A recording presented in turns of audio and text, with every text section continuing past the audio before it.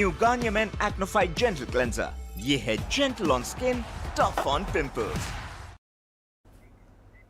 All right. Well, India have powered their way to 175. This is ESPN Cricket for Timeout, powered by Garnier Men. Let's look back at an innings that Kishan certainly had a big say in, on a day where a world record could have been achieved in a T20I between full members. We almost had 19 overs of spin, but for Shaheen Shah Afridi's last over, making it 18, could that possibly be a talking point? Could Salman Agha have gone himself? Could he have bowled those 19 overs of spin? But we saw as many as 6 spinners used today, which is also a world record. So let's talk about spin and other things with Anil Kumble. Sanjay Bangar has joined us, sir. Good evening. Welcome back to the ESPN Cricket Info studio. Good evening. Thank you. And I think Urooj Mumtaz has also joined in the nick of time. Urooj, you're with us, aren't you? Yes, you are. Excellent. Let's get first reactions from all of you, whether this looks like a above par score. With all the numbers we did of the Premadasa, not a high scoring venue, 160. We never had 160 in India-Pakistan games in T20 World Cups. Anil Kumble. Yeah, I did say 178. Oh, so yes, sir. Yes, please. Closest. Yeah. I forgot in my big build-up. Anil Kumble is closest. Yes. 178. 178. So, Shaheen Afridi has assisted a little bit in that. Yeah, I knew all of that. No, but okay. it was Advantage India? Oh, of course. On a surface like that, where you said it that 18 of those 20 overs have been bowled by spin. Yes, certainly reflects the surface and reflects the challenge that it poses to the batters. We saw beyond Kishan, who was exceptional. I think that knock certainly powered India to where they finished with. All the rest of the batters, it was run a ball, other than, of course, Shivam Dube to an extent in the end with a couple of hits, and Rinku Singh with a couple of hits. So it's quite a challenge for any new batter to come in and score runs. And on a surface like this, 175, you will take it. Is that one of the most exceptional T20 innings Kishan has played, given everything Anil has just said? I think so, because taking into account the number of spinners that were in operation, you don't really get to see that many spinners operating in the first 6 overs. And to that extent, I just felt that overall, if the captaincy has to be looked at, or if Salman Agha looks back at his own decision making, could he have avoided throwing 2 overs of leg spin at Kishan is something that he would ponder. Okay. Otherwise, I thought it was an exceptional innings. So whatever was on offer, he played the ball late, scored a lot square of the wicket. So plenty of good things to highlight from that Kishan innings. Yes, I'm going to go into detail on Kishan in a moment, but let's get the Pakistan side of the story as well. Urooj, Salman Agha's captaincy started with what looked like a masterstroke, bowling himself, getting Abhishek Sharma. Usman Tariq was brought in very late in the innings, still had an impact. But Sanjay Bangar's point, 2 overs of leg spin, abrar to Kishan, and finishing with Shaheen and maybe not himself. How do you break that down? Yeah, I mean, hindsight is fantastic because we can sit here and deliberate. Yes, he started off with the unexpected surprise, which obviously paid dividends right up in the very first over. But somewhere along the lines, we've seen this in recent times where Salman just tends to break things that are working well. There was synchrony of the spinners. The favourable combination came up to the left-handers in terms of those leg spin overs, which went for plenty. But I still feel Pakistan, yes, they've got an above par score here, India, but I still feel the way they were at the halfway mark, 200 on the cards with Kishan batting, I think Pakistan will still take this comeback towards the end. Okay, interesting. So Pakistan will still feel they're in with it. Let's talk Kishan though. By all accounts, going by just the numbers and returns of the rest of the batters, that seems like a well above par innings. What made him successful? What stood out for you? I think his boundary hitting ability, just to wait for the ball and then back himself to hit those sixes. I mean, 3 sixes on a ground where we don't see too many. And to take the bowlers on, choose the right options, like Sanjay mentioned, Shadab Khan, a leg spinner coming in, took him on, and he was brilliant. I mean, to just use the pace of the bowler as well, those delicate, it was not just about power, it was also delicate placements. I thought his innings, if he had stayed for a while, then 200 was certainly on the cards. Gaurav Sundararaman, who's worked with him as an analyst in the Sunrisers dugout, spoke of that slowish off spin outside of stump being an area of concern. Today it looked like Kishan countered his supposed weakness or matchup. Is that something you picked up, that he actually took down bowling which otherwise has worked against him? I mean, I can't really say that because Saeem Ayub, the way he bowled at him was exceptional. I mean, if there is one bowler who bothered him and sort of stifled him a little bit, it was Saim Ayub. But apart from that, against the other spinners, he just was reacting to what he was seeing. It wasn't that there was nothing premeditated about that.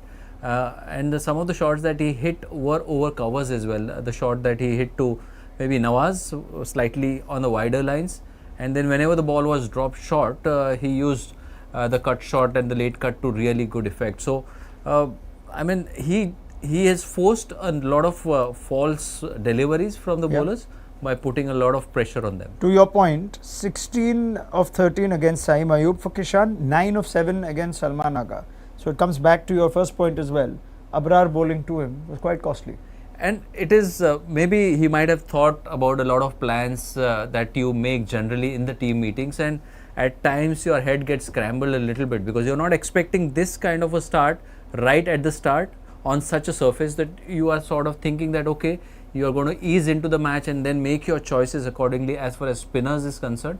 But at times it's not only the bowlers who are put under the pump, but batting like that, which Ishan did, I think it also put a lot of pressure, and that decision making error may have been a cause from the skipper because of that.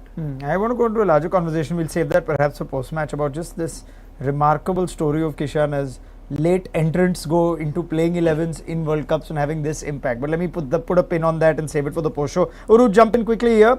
I brought out the numbers against off spin. If you have anything to add on Kishan, and then we could also bring in perhaps if Salman Aga could have brought in Tariq a little bit earlier to try and stop Ishan Kishan. Yeah, I think probably Usman came in slightly late. Yes, he moved in the power play in terms of bowling 2 overs himself. He went to Saim, he went to Abrar, he went to Shaheen, and then he brought in Usman. But I think what you need to, maybe my understanding of what the surface was, yes, Ishan forced a lot of false deliveries which were either drop short, but the surface probably not as tricky or sticky, and hopefully that doesn't change. So I thought Ishan played extremely well, which forced the bowlers to change the lines. But from Pakistan's point of view, the only one concern I might have is India had about 112 or 15 runs in boundaries. Now, Pakistan's strength is probably not as much boundary hitting, especially on these larger pitches, which might just be the difference that Ishan innings. You spoke to Gaurav earlier, he might have changed his stats machine and papers, because 6 sixes were hit today, so that throws all his numbers out of the window. But the other thing Ishan also did in between forcing changes of line and the boundary deliveries was, I thought they ran exceptionally well. Only sort of 36% dot deliveries in that entire 20 overs was the key out of when the boundaries weren't coming. So I think Pakistan will have to be very smart here with their approach. But I thought Ishan's knock was very special. He almost took control of the game, and had he stayed out, India could have easily gone past 200. Excellent. I think there's a lot more we have left uncovered here, but this is such a big game with so many talking points. We'll save it in detail for our post show. Saim Ayub, the bowler. We'll also break down just the rest of that bowling. But let's look ahead to the run chase quickly. India will not bowl 18 overs of spin. I think that we know, because Hardik's got the ball. Bumrah is there. There is Bumrah, of course. Now, what sort of assistance do you expect India's seamers to get? And what about Kuldeep Yadav? We haven't seen really that sort of wrist spin. How impactful will he be? No, there is enough for the bowlers. I mean, I thought Pakistan didn't really look to spin the ball much. They were looking to sort of make those variations with those carom balls and not really looking to hit the surface. Someone like an Akshar Patel on the surface will certainly get turn. We haven't spoken about Akshar because there's Varun Chakravarti and Kuldeep Yadav. But I certainly feel someone like Akshar will get turn, and Kuldeep will definitely get it. Varun Chakravarti with his variations will trouble, and even the seamers, I mean both Bumrah and Hardik will use a lot of cutters. Yeah, to your point, like Saim Ayub's normal off spin seemed like perhaps the best ball to bowl if you can get the line right. Yeah, if you hit the seam on the surface, you will certainly get some movement. I mean, there'll be stopping. We saw even the ball that Ishan Kishan got out rarely reached the stumps. I mean, it was so slow. He had missed the ball and then it went past. It was like watching in slow motion. Yes. And that's how it's going to be. If you hit the surface, they will be turned even if it is on the shorter side. But because of the lack of pace, that's where it will trouble the batters. Hardik first over, would you have gone sort of, all right, let's throw in a spinner first over? I don't really think so, that you have to start with what you've decided. If there's something in it for the new ball, give the new ball a chance. So I think that would be my approach, and it shouldn't be a second thought like, yes, what Pakistan did. if there was a chance for Shaheen, it was right at the start to throw the ball straight to him and then bring the spinners on. But India would want to do certain things differently. If there is a window of opportunity for Pakistan, that India might not use 18 overs of spin, they may use a little more pace as compared to Pakistan. So that could be the window of opportunity for Pakistan. But apart from that, I think the quality of spin is quite vast in terms of both these teams. Okay, pick up on that, Urooj. Final word from you. Window of opportunity for Pakistan, is it to take down, like Kishan did, India's power play bowling? Yeah, I don't think Pakistan can sit back and wait for something to come their way. They'll have to manufacture, they'll have to use the crease laterally. Something that Saeed Farhan did extremely well against Jasprit Bumrah, in particular in that Asia Cup. So he took him down. He likes forcing the ball down the ground. Yes, there might be a little bit more movement because obviously we only saw that one over from Shaheen earlier on. So we're not quite sure how the pace bowlers might react if they hit the ball, if the deck hard, Hardik's bowling, and then comes in Jasprit Bumrah. So I just feel Pakistan can't sit back. They have to make use of the power play. But out of the power play is probably where the game will be set up. Pakistan will have to run hard between the wickets and keep looking for those boundaries. It's a big playing field. But for me, that trio of spin in that middle versus Pakistan's batting is the game. All right. In the time that Urooj Mumtaz started that answer and she finished it, we've got Sahibzada Farhan dismissed for nothing against Hardik Pandya. Rinku takes the catch. So that cancels out Abhishek Sharma and Sahibzada Farhan. Now over to the rest of the 10. Let's get predictions. Urooj Mumtaz, let's start with you, please. Pakistan audience aren't going to like this. I think Pakistan will fall short by 10 here. Okay, Pakistan to fall short by 10. Sanjay Bangar. Urooj is quite optimistic. I have a bigger margin, so I would say around 30.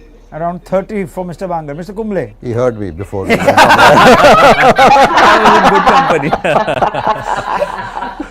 I didn't want to say it, but I'm glad you did. Yeah, so I did say 145. This is a new Anil Kumble avatar. Sir, Anil Kumble has always been like this. I don't know where you've seen. Maybe No, in the we haven't. dugout. No, we don't spend too much in broadcast. So Different languages, you see. We also don't spend too much in broadcast, but we get you both here with us. no, I think what you have seen in the 4 balls that we have seen, Hardik bowl, is he's hitting the deck. That's what Pakistan fast bowler Shaheen Afridi didn't do. He was looking to swing the ball, and that's the difference that the Indian fast bowlers will do on this track. It's not going to be easy hitting the deck and bowling those cutters into the pitch. Brilliant. Panel seems to agree that this is India's game. Let's see if Pakistan can at least make it a close one. Who knows? What if they can indeed go all the way? Should be a cracker of a game. There's so much to still unpack, and we'll do that on our post-match show. So join us then for ESPN Cricket for Timeout, powered by Ghani Men.